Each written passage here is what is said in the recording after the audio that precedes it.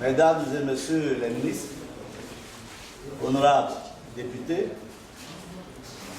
Mesdames et Messieurs les membres du Bureau exécutif national, Mesdames et Messieurs les membres du Bureau politique,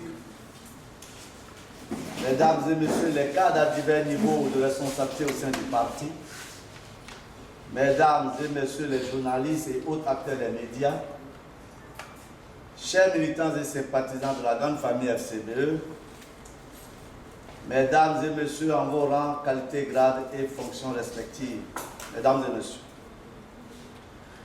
qu'il me soit permis de vous souhaiter la bienvenue et de vous dire notre gratitude pour la promptitude avec laquelle vous avez massivement répondu à cette invitation.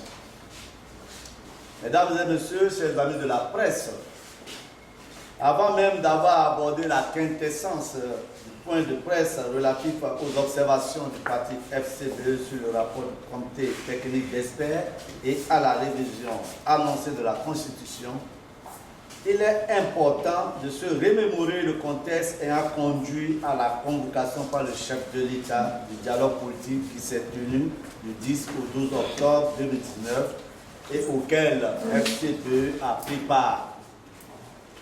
En effet, il convient de rappeler que la modification de la charte des partis politiques et du code électoral, pourtant annoncée par le régime de la rupture comme une réforme salvatrice, a conduit à l'organisation des élections législatives exclusives, a conduit à des arrestations massives, à des violences électorales et post-électorales. Ainsi, le Parlement monocolore, installé dans le sang, est confronté à un défaut de légitimité, car ayant été désigné par moins du quart du corps électoral, et vous le savez, plusieurs acteurs politiques de l'opposition sont confrontés à des ennuis judiciaires pour les motifs politiques. C'est donc dans cette atmosphère délétère que notre parti, Force Cori pour un Bénin émergent, a envie de contribuer à juguler l'impasse politique, à décrisper la situation tendue que traverse notre pays et pour favoriser le retour dans leur famille de nombreux prisonniers et exilés politiques, a décidé, dans un sursaut patriotique, de participer au dialogue politique. Mesdames et Messieurs, la participation de FCBE au dialogue politique s'inscrit dans une démarche de pacification et d'apaisement du pays, une démarche de recherche de solutions réalistes et réalisables à court et moyen terme, et c'est pourquoi il a soutenu l'organisation à bonne date des élections communales et l'organisation des élections législatives anticipées pour écouter le mandat des députés de la 8e législature du Parlement dont la légitimité est contestée. Tout autre mobile ne serait que pure affabulation et manipulation. Aujourd'hui, le parti FCBE se désole et s'indigne que le comité technique d'experts soit allé au-delà de l'esprit de la lettre des conclusions du dialogue politique en proposant, entre autres, une révision de la Constitution et l'institution d'un poste de vice-président. Du haut de cette tribune, le parti FCBE, par notre voix, désapprouve le projet de révision précipitée et unilatérale de la Constitution. La révision de la Constitution ne fait pas partie ni des points ayant été débattus lors du dialogue politique, ni des recommandations issues du dit dialogue. Il ne pouvait en être autrement dans la mesure où le format choisi par le chef de l'État limitait les débats aux lois conflictogènes que sont la charte des partis et le code électoral. Le parti FCBE estime que le choix du moment et le contenu de la révision de la Constitution appartiennent aux constitutions originelles qu'est le peuple béninois, qui, à travers la conférence Vive des forces de la nation a su doter notre pays en 1990 d'une loi fondamentale qui a survécu aux épreuves du temps. Pour le parti FCBE, la priorité aujourd'hui, c'est l'apaisement et la pacification du climat politique à travers la libération des prisonniers politiques, le retour des exilés et l'organisation des élections générales anticipées au nom du consensus national. En ce qui concerne le fameux rapport du comité d'experts, nous souhaitons attirer l'attention de l'opinion publique nationale et internationale sur les points suivants. De la composition du comité technique, le parti FCBE a noté avec regret le déséquilibre idéologique criard au sein du comité technique qui est composé en dernier ressort de 6 représentants de la mouvance des mouvanciers de race pure, 1 de l'opposition et 2 experts techniques.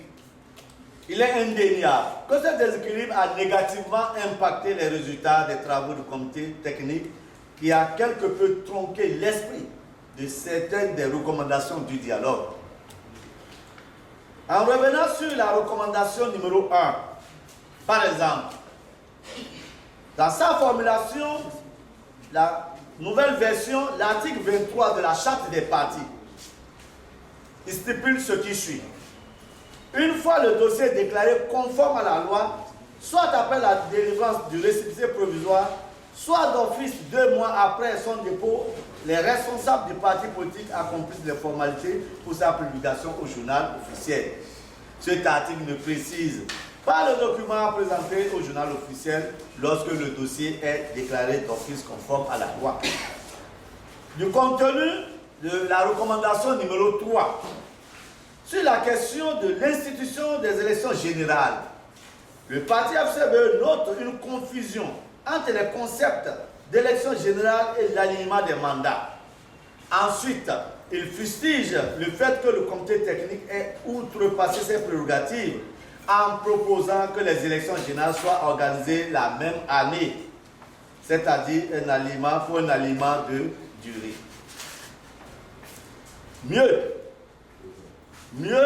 les partis prenant au dialogue se sont opposés au couplage des élections présidentielles avec celles législatives en suggérant d'ailleurs un décalage d'1 an entre les 10 élections. Plus précisément, le consensus s'est fait sur l'organisation des élections générales anticipées en 2020 ou en 2021. Par ailleurs, le parti FCBE tient à marteler qu'un consensus a été trouvé sur la nécessité d'avoir au préalable une assemblée nationale plurielle où toutes les sensibilités politiques seront représentées avant toute révision constitutionnelle. Il est alors inexplicable que le comité soit allé au-delà des conclusions du dialogue en proposant une révision à l'étape actuelle des choses. Au demeurant, il est crucial de souligner que les hypothèses posées dans le rapport des experts n'appellent pas à une révision immédiate de la Constitution, si tant est qu'il projette les premières élections générales en 2026. En tout état de cause, le parti FCBE souhaite rappeler, comme il l'a spécifié dans son mémorandum déposé au président du dialogue politique, qu'il souscrit à toutes les modifications consensuelles susceptibles de rendre plus opérationnelle l'application des textes, sauf, je dis bien sauf, celles qui pourraient induire une révision constitutionnelle.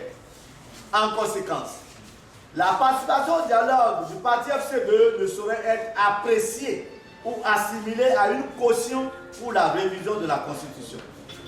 Il décline donc toute responsabilité liée à cette manœuvre engagée par le pouvoir en place. De la création d'un poste de vice-président. Cette recommandation, qui n'est qu'une pure invention du comité technique d'experts, n'a jamais été abordée par le dialogue politique, ce qui confirme d'ailleurs le fait que l'organisation de toutes les élections au cours de la même année n'a pas été retenue au dialogue politique. De ce fait, elle ne nécessite pas une révision urgente de la Constitution. Du parrainage. Le parrainage a fait l'objet de consensus lors du dialogue politique. Cependant, les participations ont, à l'unanimité, souhaitait qu'il soit limité aux élus communaux, comme c'est le cas dans les autres pays comme la France, avec comme implication la réduction substantielle du montant de la caution pour les élections législatives et présidentielles. Du financement public des partis politiques. L'article 9 de la proposition de loi est contraire au consensus obtenu lors du dialogue. En effet, cet article dispose que le montant total annuel du financement public aux partis politiques est réparti entre les partis éligibles au prorata des députés élus sur cette liste, en disposant ainsi. Cet article exclut tous les partis politiques de l'opposition. Le consensus à ce niveau était que le montant total annuel de ce financement public aux partis politiques soit réparti entre les partis éligibles au prorata du nombre de conseillers élus sur leur liste. De l'équité de la représentativité territoriale. Les délégués du dialogue politique n'ont pas convenu de l'introduction dans l'arsenal juridique du Bénin d'une discrimination positive pour une meilleure représentation des femmes dans les instances de décision. Le parti FCBE n'a jamais souscrit à cette démarche pour justement éviter la révision de la Constitution en son article 26. En revanche, la révision du nombre des sièges des députés à l'Assemblée nationale, en tenant compte du dernier RGPH, et l'actualisation des nombres de conseillers communaux a fait l'objet de consensus. Les mesures prises à cet effet par le comité technique laissent à plusieurs égards des éléments de frustration, notamment au niveau de la prise en compte des résultats du dernier RGPH. En effet, plusieurs départements se sont retrouvés sous-représentés par l'introduction d'un biais dans l'application de la règle de proportionnalité. Il s'agit des départements ci-après. L'Atlantique, 14 au lieu de 15. Le Borgou, 11 au lieu de 13. La Liborie, 8 au lieu de 9. En revanche, certains départements sont surreprésentés par une bonification arbitraire du nombre de sièges à leur affecté. Il s'agit des départements ci-après. Atakora, 9 au lieu de 8. Littoral, 9 au lieu de 7. Mono, 7 au lieu de 5. Le Zou, 10 au lieu de 9. Dans une démarche de recherche d'équité, il est inconcevable que certains départements puissent bénéficier de bonifications pendant que d'autres sont sanctionnés. Cette situation qui ne date pas d'aujourd'hui est source de frustration et de conflit et doit être corrigée pour éviter des considérations pernicieuses.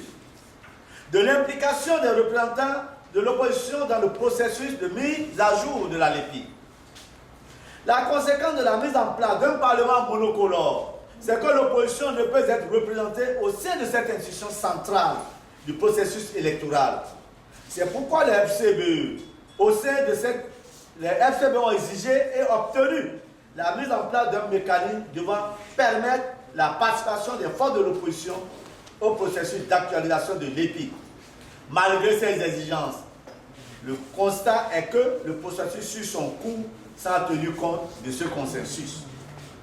Des points de consensus occultés par le rapport final du dialogue, par le rapport final du dialogue et par le rapport des experts. Le dialogue a également abouti à d'autres points de consensus qui sont passés sous silence aussi bien par les rapports du dialogue que par les experts du comité technique. Il s'agit entre autres de la représentation de l'opposition dans les instances de régulation. En tout état de cause, le parti FCBE réserve son adhésion sur les conclusions du rapport des experts chargés de mettre en œuvre les recommandations du dialogue politique en ce qui concerne tous les partis relatifs à la révision de la Constitution. Met en garde l'Assemblée nationale contre tout passage en force ou toute tentative de révision non consensuelle et opportuniste de la Constitution à dessein de confiscation du pouvoir. Suggère au chef de l'État de prioriser la mise en œuvre des mesures d'apaisement avant toute autre mesure au nom de la paix et de l'unité nationale. Nous vous remercions.